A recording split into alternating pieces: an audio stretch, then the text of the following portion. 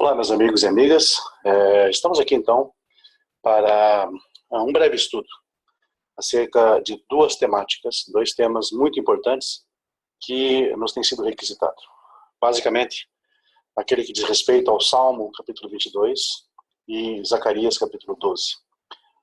Parecem dois textos relacionados, dois textos amplamente usados por algumas religiões ou algumas vertentes religiosas para justificar, por exemplo, o cenário de uma crucificação de um suposto Messias.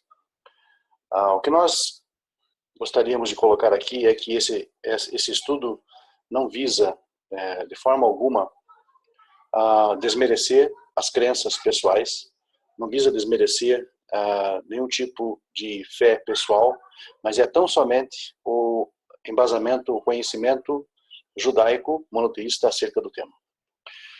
Muito bem.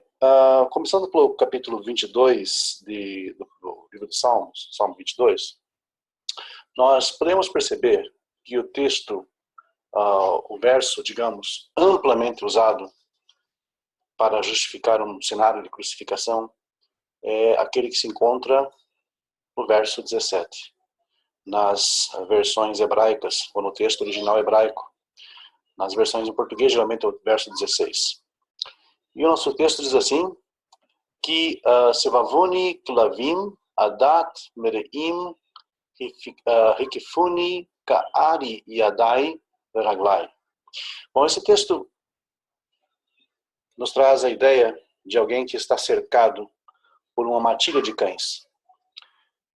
Uma congregação de pessoas ímpias que estão circulando ao redor, como um leão que estão junto às mãos e aos pés daquele que fala. O salmista compôs esta passagem, segundo Urashi, e segundo também o comentário que nós temos no livro de Salmos, da editora Sefer, que todos, acredito, têm acesso. Esse salmo foi composto segundo a opinião dos sábios, Urashi incluindo, sendo ele o maior exegeta do povo judeu, como uma alusão, um remés, ao exílio, a Galut. E por essa razão, o que nós percebemos aqui é um relato acerca, obviamente, das desventuras do próprio rei Davi, mas também em relação à nação israelita, é o que viveria essa nação nos dias do exílio. Curiosamente, nós temos 3 menções à palavra leão nesse texto. Notem que no verso 14, nós temos a primeira menção, logo acima, e nessa primeira menção diz assim, Patsu alai pihem aryeh toref beshoeg. Abriram amplamente a sua boca contra mim, um leão que está, digamos, caçando e rugindo.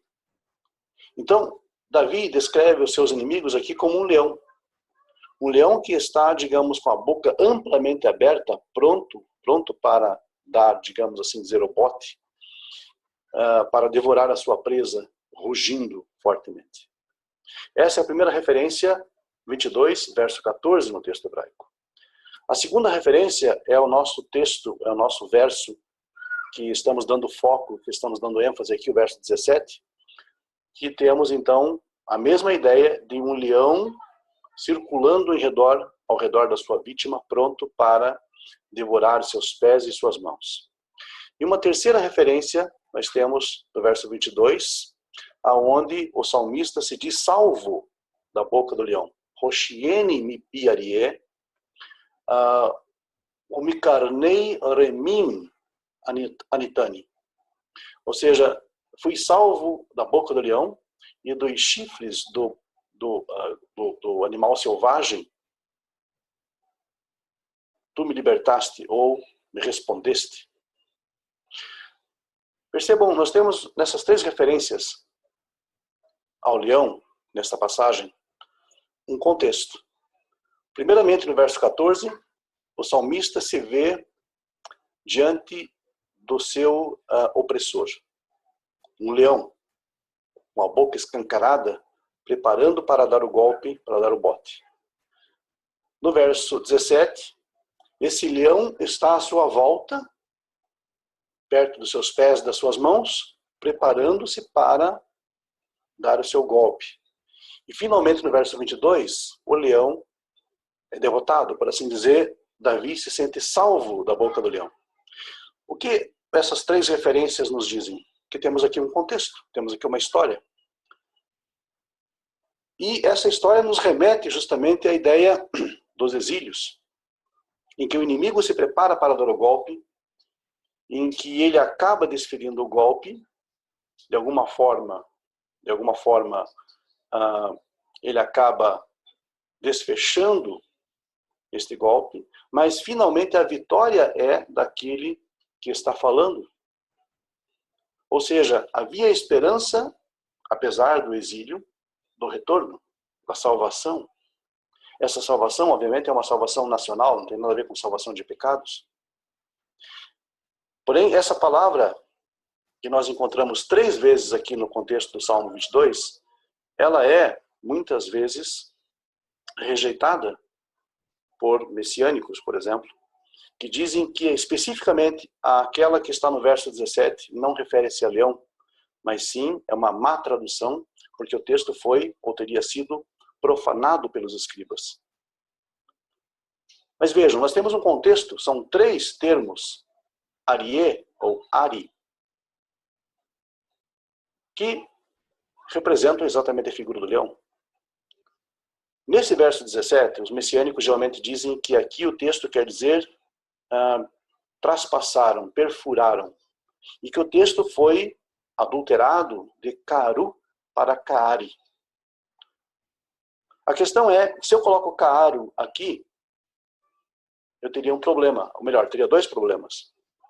Eu quebro o contexto, porque temos 3 referências à palavra leão, dentro de uma sequência cronológica. Eu quebraria essa sequência cronológica. E o segundo ponto é que a letra Aleph, que está em todos os manuscritos, não faria sentido numa raiz que queira dizer, por exemplo, cavar, escavar. A raiz de cavar ou escavar é kaf, reish e rei, e esse Aleph estaria sobrando aqui. Mas o Aleph está presente nos 3 casos em que temos a palavra leão no texto hebraico. Podem conferir na parte que está sombreada. Portanto, o argumento de que aqui o texto foi adulterado não faz sentido, porque quebraria a sequência do contexto das 3 menções ao leão, preparando o seu golpe, abrindo a sua boca, preparando o seu golpe e sendo finalmente depois derrotado. Quebraria o contexto. E além do mais, esse Aleph estaria sobrando aqui, coisa que nenhum messiânico explica. Na verdade, toda vez que nós temos a ideia do traspassar, transfixar, a ideia que a forma verbal que temos em hebraico é dakar. E não é o caso aqui. Não é o caso aqui. Muitas vezes, eles apontam para o fato de que temos Arie em 2 exemplos, no verso 14 e no verso 22, e Ari no verso 17. E isso seria uma incoerência. Meus senhores, não é incoerência isso. Porque, da mesma forma, isso ocorre, por exemplo, no livro de Lamentações. Lamentações, que nós temos aqui na nossa tela, capítulo 3, verso 10, onde nós temos o seguinte texto. Dov orev huli arie ari bemistarim. Ele é como um urso para mim, ou um leão, escrito Arie, e depois entre parênteses, Ari, bemistarim, nos lugares ocultos. Então, tanto o termo Arie quanto o termo Ari são equivalentes, e eles aparecem, digamos, de forma aleatória, e são usados aleatoriamente no texto bíblico. Então, isso realmente não seria um problema. O texto do Salmo traz um contexto, traz uma história muito bem engendrada, uma história muito bem costurada, uma história muito bem escrita. com um contexto de um leão que abre a sua boca, de um leão que está junto aos pés e às mãos da sua vítima, e de um leão que sai no final derrotado, em que a sua vítima acaba sendo salva da sua boca. Repito, insisto, se eu coloco nesta porção, no verso 17, a ideia de cavaram, escavaram, traspassaram, qualquer coisa parecida, eu quebro o contexto. E mesmo assim, Ka'ari realmente não pode ser usado como escavaram ou como transfixaram por causa desse Aleph que está aqui e que seria um incômodo com relação à raiz, porque a raiz hebraica, na verdade, simplesmente não tem esse Aleph. A despeito dos manuscritos do Mar Morto que trazem Ka'aru como se fosse Ka'aru, ou Yud, longo como se fosse um Vav, nós temos que entender o seguinte: os manuscritos do Mar Morto, eles não servem absolutamente de regra para absolutamente nada. Por quê? Porque trata-se de escritos de uma comunidade sectária. Os essênios, para quem não sabe, eles criam em astrologia, eles criam em superstições, eles viviam uma vida monástica, eles não eram judaísmo autêntico. Eles mantinham em sua biblioteca, inclusive, escritos gregos, ou de origem grega, paganizada, e tinham suas próprias concepções em relação ao que era judaísmo. Por esta razão, os seus escritos, eles têm sim um valor histórico enorme, obviamente, para pesquisa, para estudos, mas eles não podem, por assim dizer, serem usados como padrão. Até porque, por mais que tivéssemos o Vav e lêssemos Ka'aru, esse Aleph estaria ainda aqui, e está, por assim dizer, em outros manuscritos também. E, de forma alguma, isso resultaria, por exemplo, na leitura escavaram ou transfixaram, traspassaram. Poderia ter sido um erro de copista, poderia ter sido um equívoco na hora de escrever a letra Yud, e puxar um pouquinho mais, que é muito comum em textos, em manuscritos, digamos, da época, confundir o Yud com o Vav. Enfim, estruturalmente não faz sentido. Essa que é a grande questão. Por mais que tivéssemos um Vav, estruturalmente não faz sentido algum. Isso sem falar na questão do contexto, insisto, nessa parte. O livro de Salmos, o capítulo 22 de Salmos, reflete, obviamente, eventos da vida do rei Davi, mas também refere-se às experiências futuras de Israel. Deixem-me lembrar os senhores que, já que estamos falando da ideia do leão, o leão é o símbolo de Nebuchadnezzar, Nabucodonosor, exatamente o Império Babilônico que viria para destruir o templo e para levar Israel ao exílio. Então é muito pontual, a escritura é muito precisa quando trata exatamente aqui em 3 partes, em 3 porções da figura do leão. Porque o leão é a exata figura de Nebuchadnezzar, Nabucodonosor, era o símbolo de Babilônia, que era o império que viria para conquistar e destruir o templo e levar o reino de Judá cativo. Por essa razão, não existe aqui nenhum tipo de profecia messiânica ou coisa que o valha. Até porque, vale a pena lembrar, se assim fosse, seguramente os próprios autores do Novo Testamento teriam usado essa passagem como eles traspassaram os meus pés e as minhas mãos. E em momento algum você encontra essa passagem no Novo Testamento. Portanto, o fato de não estar no Novo Testamento, algo que seria tão óbvio hoje em dia, né, sugere, né, pela lógica, pela razão, que mesmo os autores do Novo Testamento não viam esta passagem como sendo uma alusão à crucificação de Jesus. Eles usaram, sim, o primeiro verso, Deus meu, por que me desamparaste? Mas o verso 16 e 17 não é usado simplesmente.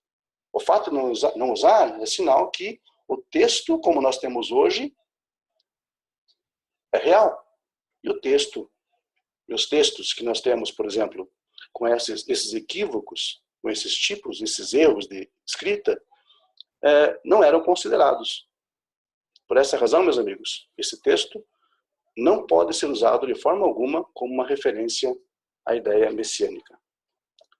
É exatamente isso que nós temos a dizer nesse momento.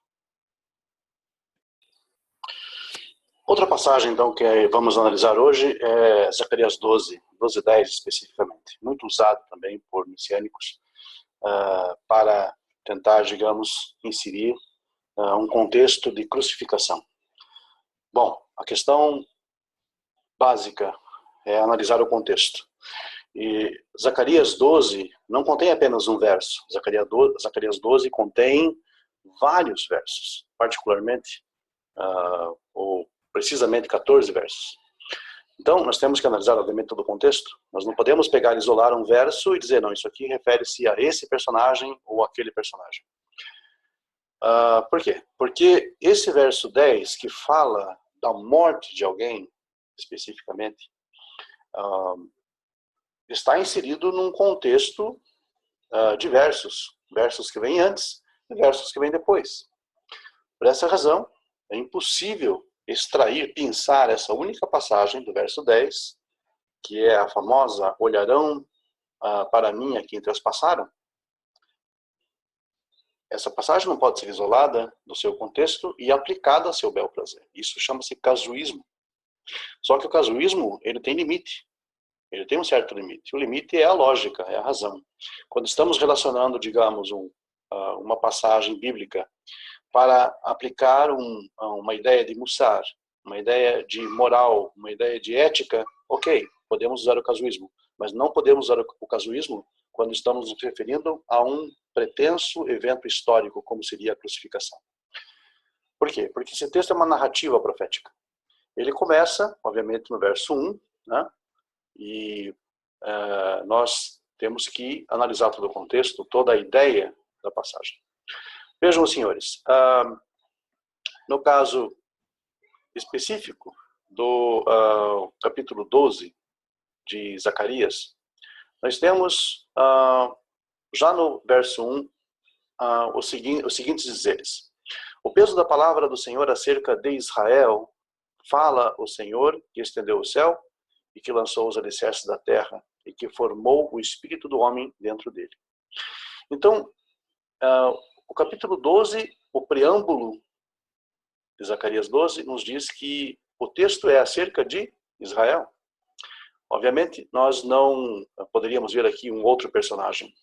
Estamos vendo aqui, então, o povo de Israel. Estamos tratando do povo de Israel. Sim, mas o Messias, etc., Ben Davi, ou fulano e ciclano, ele também era judeu, pertencia ao povo de Israel, sim. Mas aqui, então, a ideia é relacionada ao povo. Ok. Porém, o verso 2 traz informações adicionais, informações que não podem ser deixadas de lado, obviamente.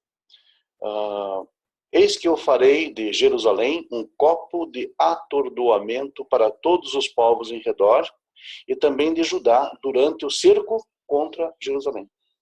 A questão é, estamos aqui então tratando de um cerco, de um momento em que a cidade de Jerusalém estaria sitiada. Vamos recordar um pouco. No evento da crucificação do Messias defendido pelos messiânicos, nós tínhamos então um cerco contra Jerusalém? A resposta é não. No verso 3 de Zacarias 12, nós temos, naquele dia farei de Jerusalém uma pedra pesada para todos os povos, todos os que a erguerem serão gravemente feridos, e ajuntar-se-ão contra ela todas as nações da terra. A questão é, no cenário da crucificação, nós tínhamos todas as nações da terra reunidas contra Jerusalém? A resposta é não. No verso 4, ferirei de espanto, diz o Senhor, todos os cavalos, e de loucura os que montam neles. Isso aconteceu no cenário da crucificação? A resposta é não. E assim vai. Nós temos então uma batalha descrita nos versos 4, verso 5. Nós temos na sequência o verso 7, dizendo que o Eterno salvará primeiro as tendas de Judá. para que a glória da casa de Davi, então, e a glória dos habitantes de Jerusalém não se engrandeçam sobre Judá. Nós temos também o verso 8, dizendo que o Senhor defenderá os habitantes de Jerusalém naquele dia. E o verso 9, que trata da seguinte questão: tratarei de destruir todas as nações que vierem contra Jerusalém. No cenário da crucificação, repito, insisto, todas as nações estavam sitiando Jerusalém? A resposta é não. E no verso 10 nós temos o famoso texto: olharão para mim a quem traspassaram e prantearão como se pranteia por um primogênito. Bom, a questão é, alguém morre no verso 10 nesta batalha. Então o que temos aqui? Um cenário de batalha. Um cenário de batalha. Alguém morre no cenário de batalha. Agora, pensem comigo. Alguém pode morrer num cenário de batalha por meio de pregos? Pregos são armas de guerra? Não que eu saiba. Pregos, senhores, não são armas de guerra. Cravos não são armas de guerra. Armas de guerra, no cenário bíblico, são lanças e flechas. Então, o que nós temos aqui, a ideia do traspassar, não é transfixar por meio de pregos. É traspassar por meio de espadas ou de flechas, digamos assim, no cenário bíblico, de uma batalha bíblica. É o que temos aqui. Portanto, o cenário está errado. O tempo está errado. Por que o cenário está errado? Porque isso aqui não é um cenário de crucificação. Segundo, o tempo está errado porque na suposta crucificação do Messias, dos messiânicos, não havia um sítio contra Jerusalém, até porque Jerusalém já estava tomada por Roma. Então temos algo anacrônico aqui. E, no caso, o evento da batalha. Nós temos uma batalha. O que acontece? Obviamente, isso aqui está para o futuro. Esse cenário, segundo a tradição judaica, refere-se à grande batalha de Gog e Magog, que ainda está para acontecer, em que cairá na batalha, então, esse personagem. E esse personagem é visto, digamos, por assim dizer, na tradição judaica, como Mashiach ben Yosef, o Messias, filho de José. Mas ele, senhores, não é o Mashiach ben Yosef no sentido messiânico do termo, porque, embora o Messias dos messiânicos, em geral, tenha tido um pai chamado Yosef, ou José, por assim dizer, esse José que está aqui, na tradição, Mashiach ben Yosef, não é o José que está na escritura dos messiânicos, mas sim o Yosef, o patriarca, filho de Jacob. Ou seja, Mashiach ben Yosef, segundo a tradição judaica, é filho de José, filho de Efraim. Ou seja, ele vem da tribo de Efraim, e não da tribo de Judá. Então, eu acho extremamente incoerente uma pessoa usar, por exemplo, esse texto e a tradição do nome Mashiach ben Yosef para associar ao seu Messias. E, ao mesmo tempo, negar essa mesma tradição, dizendo que isso de dois Messias é uma invenção rabínica. Então, o que nós temos aqui, no mínimo, é uma incoerência absurda. Como é que eu posso usar o nome Mashiach ben Yosef para associar a algo que eu creio, sendo que, ao mesmo tempo, eu vou dizer que a ideia de dois Messias é uma mentira ou é uma invenção rabínica? Então, eu estarei sendo incoerente, ao mínimo. É claro que a tradição judaica atribui papéis diferentes a esses Mashiach. E esse, especificamente da tribo de Efraim, vai cair na batalha.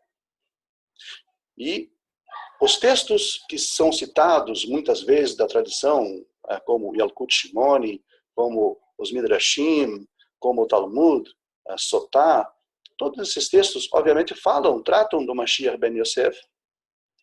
Ninguém nega isso, obviamente, ninguém nega isso. Então, não adianta vir com N fontes, estão vendo que eu não estou citando nenhuma fonte aqui em absoluto, não adianta vir com N fontes dizendo que trata-se do Mashiach ben Yosef. Todos sabem que trata-se do Mashiach ben Yosef. A questão é, quem é o Mashiach ben Yosef? Ele não é de Judá, ele é de Efraim. Então, se ele é de Efraim, pelo próprio nome Yosef ben Yosef, naturalmente não se trata do Mashiach ben David, a quem normalmente os messiânicos atribuem esse título ao seu Messias, Mashiach ben David, não ben Yosef.